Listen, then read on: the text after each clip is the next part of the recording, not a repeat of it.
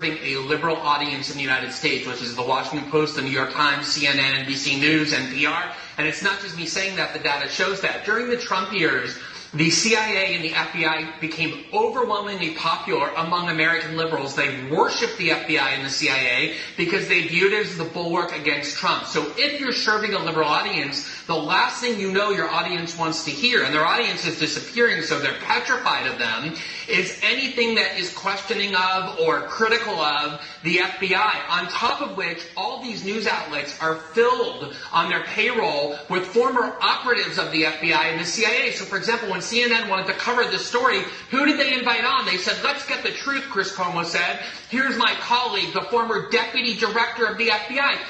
What journalist talks to the FBI to get the truth about the FBI when the question is the FBI being truthful or is their actions less than scrupulous? But these outlets are completely constructed to serve this worshipful view of the FBI and the CIA that everything that they say should never be questioned. That's what drove Russiagate for 5 years. So many of the false conspiracy theories that these outlets spread, and they're doing it again. So they're openly serving institutional power against the population.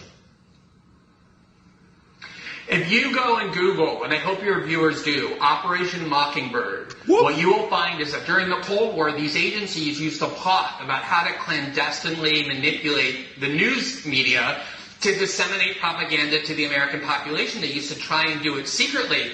They don't even do it secretly anymore. They don't need Operation Mockingbird. They literally put John Brennan, who works for NBC, and James Clapper, who works for CNN, and tons of FBI agents right on the payroll of these news organizations. They now shape the news openly to manipulate and deceive the American population. So if you're an American wondering what foreknowledge and involvement did the FBI have in January 6th, if you go and listen to those networks, you're going to get lies because the only people they're asking are people who are serving those agencies and acting to disseminate disinformation. That's what those outlets are.